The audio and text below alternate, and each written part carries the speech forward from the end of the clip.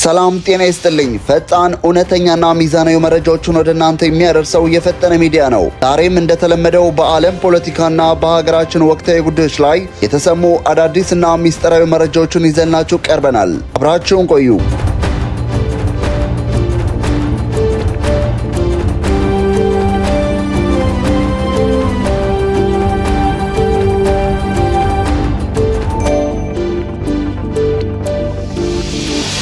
አሜሪካና ኢራን ድብቅ ድርድር ይፋ ሆነ። እንደ አክሲዮስ ዘገባ ከሆነ በአሜሪካና በኢራን ተደራዳሪዎች መካከል የተደረሰው ይህ የመግባቢያ ሰነድ እጅግ አስገራሚ የሆኑ ነጥቦችን አካቷል። በዚህ ስምምነት መሰረት ትልቁና የመጀመሪያው እርምጃ የሚወስደው በኢራን በኩል ነው። ኢራን በዓለም ላይ ካሉ እጅግ አደገኛና ስልታዊ የባህር መስመሮች አንዱ በሆነው ሆርሙዝ ሰርጥ ላይ በውሃ ውስጥ ያጠመደቻቸውን ባህር ላይ ፈንጂዎች በ30 ቀናት ውስጥ ሙሉ በሙሉ ለማጽዳት ቃል ገብታለች። ይህ ማለት ባለፉት ወራት የዓለም የንግድ መርከቦችና የነዳጅ ጫኝ ጀልባዎች ላይ ተጋርጦ የነበረው ትልቅ ስጋት ይቀረፋል ማለት ነው። ነገሩ እዚህ ላይ ብቻ አያበቃም። ፈንጂዎች መነሳት ባሻገር ስምምነቱ የኢራንን የኒውክሌር ፕሮግራም በቀጥታ የሚነካ ነው። የቴህራን መንግስት የኒውክሌር ጦር መሳሪያ የመገንባትና ማበልጸግ እንቅስቃሴው ሙሉ በሙሉ እንዲያቆምም ሰነዱ ላይ ተገልጿል። ሰነዱ እንደሚያመለክተው ዋሽንግተንና ቴህራንን ይህንን የተከማቸ ዩራኒየም በምን መልኩ ከሀገር ማስወገድ ወይም ማጥፋት እንደሚቻል በቀጥታ በዝርዝር ለመወያየት ተስማምተዋል። ይህ ለምዕራባውያን ትልቅ ድል ተደርጎ ሊወሰድ የሚችል ነጥብ ነው። አሜሪካ በኢራን ላይ የጣለቻቸውንና የሀገሪቱ ኢኮኖሚ ያደቀቁትን ከባድ ማዕቀቦች ደረጃ በደረጃ ስለማንሳት ውይይት ለመጀመር ፈቃደኛ ሆናለች። አሜሪካ በተለያዩ የዓለም ባንኮች ላይ አግዳው የነበረውን የኢራንን በቢሊዮኖች የሚቆጠር የገንዘብና የሀብት ክምችት ለመልቀቅ ተስማምታለች። ይህ ገንዘብ ከተለቀቀ ለኢራን የኢኮኖሚ ትንሣኤ ሊሆን እንደሚችል ይገመታል። በተጨማሪም የመግባቢያ ሰነዱ እንደሚያሳየው ኢራን የሆርሙዝ ሰርጥን ስትከፍት ዋሽንግተንን በተመሳሳይ ሰርጡ ለዓለም አቀፍ የመርከብ ትራፊክ ክፍት እንዲሆንና ደህንነት ዋስትና እንዲኖረው የበኩሏን ድርሻ ትወጣለች። ይህ ታሪካዊ የተኩስ አቁምና የሰላም ስምምነት እንዲሳካ የተባበሩት መንግስታት ድርጅት በበጎ ጎኑ ከፍተኛ ግፊትና ድጋፍ እያደረገ ይገኛል። ዓለም ድርጅቱ ሁለቱንም ሀገራት ይህንን ስምምነት ፍጥነት ወደ መሬት እንዲያወርዱትና ቀጠናውን ከጦርነት ቀውስ እንዲታደጉ ጥሪ አቅርበዋል። ስምምነቱ በተደራዳሪዎች ደረጃ ትልቅ ደረጃ ላይ ቢደርስም እና ሙሉ በሙሉ አልጸደቀም። አሁን የዓለም አይኖች ሁሉ ወደ ዋይት ሀውስ አቅንተዋል። የስምምነቱ የመጨረሻ ህይወት መዝራት የሚወሰነው ፕሬዝዳንት ዶናልድ ትራምፕ እጅ ላይ ነው። ትራምፕ በመጀመሪያው የስልጣን ዘመናቸው ከአውሮፓውያኑ 2015 የኢራን የኒውክሌር ስምምነት አሜሪካን በግላቸው ማስወጣታቸው ይታወሳል። ታዲያ አሁን ለዚህ ስምምነት ፈርመው ያጸድቁታል ወይስ እንደለመዱት ድርድሩን ውድቅ ያደርጉታል? ይህ የብዙዎች ስጋትና ጥያቄ ነው። የአሜሪካና የኢራን ስምምነት በዓለም አቀፍ መድረክ የፈጠረው መነጋገሪያ እንደተጠበቀ ሆኖ ወደ ሀገሩ ስንመለስ በሰሜኑ የሀገራችን ክፍል ሌላ አዲስ ውጥረት እያገረሸ መሆኑ የሚያሳዩ መረጃዎች ወጥተዋል። የትግራይ ተቃዋሚ ፓርቲዎች ስንጠቅና የአዲሱ ጦርነት ስጋት። ሳልሳይ ወያነ ትግራይ ፓርቲ በወጣው ይፋዊ መግለጫ መሰረት ገዢው ፓርቲ ህወሓት ከቅርብ ቀናት ወዲህ በክልል ውስጥ አስገዳጅ የወጣቶች ወታደራዊ አፈሳ እያካሄደ መሆኑን በግልጽ ከሷል። ይህ ድርጊት አስከፊ የጦርነት ጠባሳ ገና ባልተፈወሰበት በዚያ ክልል ውስጥ የሚኖረውን ህዝብ በከፍተኛ ጭንቀትና ፍርሃት ውስጥ የከተተ ተግባር ነው ብሎታል።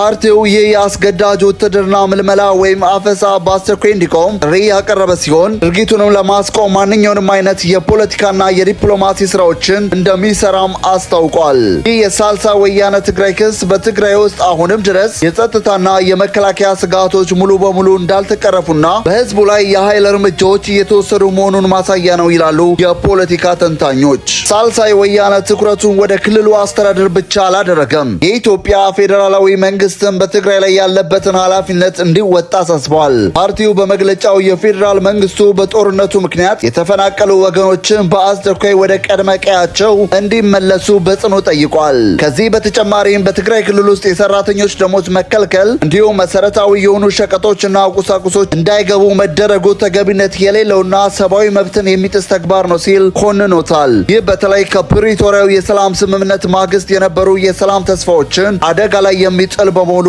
የፌዴራል መንግስቱ በክልሉ ላይ የጣላቸውን ማንኛውም የኢኮኖሚና የበጀት እገዳዎችን ማንሳት አለበት የሚል መልእክት በውስጡ የያዘ ነው። ጉዳዩን ይበልጥ ውስብስብ የሚያደርገው በትግራይ ውስጥ ያለው የውስጥ ስልጣን ፉክክር ነው። ህወሓት በቅርቡ መልሼ አዋቅሬያለሁ ለሚለው የክልሉ ምክር ቤትና መንግስታዊ መዋቅር ሳልሳይ ወያነ ትግራይ ፓርቲ እውቅና እንደማይሰጥ በይፋ አስታውቋል። ፓርቲው እንደሚለው ይህ ምክር ቤት የህዝብን ድምፅና ፍላጎት በምሬት የማይወክል በመሆኑ ምክር ቤቱ የሚያሳልፋቸው ማንኛውም አይነት ውሳኔዎች፣ አዋጆችና መመሪያዎች ዋጋ የሌላቸውና ተቀባይነት የሌላቸው ናቸው ብሏል። ይህ አቋም የሚያሳየው በትግራይ ውስጥ በገዢው ፓርቲና በተቃዋሚዎች መካከል ያለው የፖለቲካ መናቆር ከፍተኛ ደረጃ ላይ መድረሱንና የክልሉ ጊዜያዊ አስተዳደር ህጋዊነት የሚገዳደሩ ድምጾች እየበረቱ መምጣታቸውን ነው። በትግራይ ክልል ውስጥ ያለው የፖለቲካ ውጥረትና የሰላም ስጋት የሁላችንም ትኩረት የሚሻ ጉዳይ ቢሆንም በሀገር አቀፍ ደረጃ ደግሞ መላው የኢትዮጵያ ህዝብ አይኑን የጣለበት ሌላ ትልቅ ሀገራዊ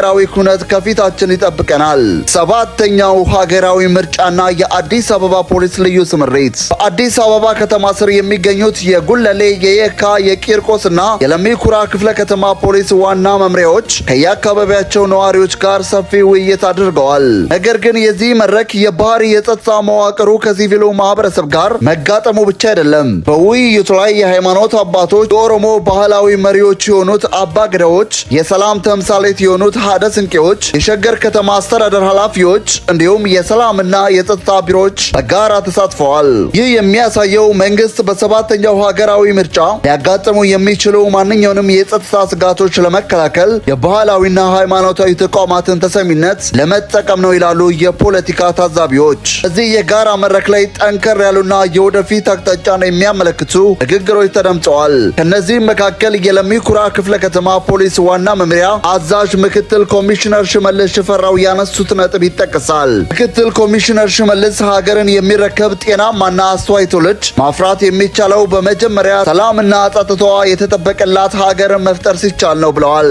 አዛዡ አክለውም የጸጥታ ስራ በአንድ አካል ወይ በፖሊስ ብቻ ተሰርቶ የሚመጣ ለውጥ እንደሌለ በመግለጽ የሰላም ባለቤትነቱ ህዝቡ ራሱ መሆን እንዳለበትና በቀጣይም ከተለያዩ የማህበረሰብ ክፍሎች ጋር የላቀ ጥምረት መፍጠር እንደሚገባ አሳስበዋል።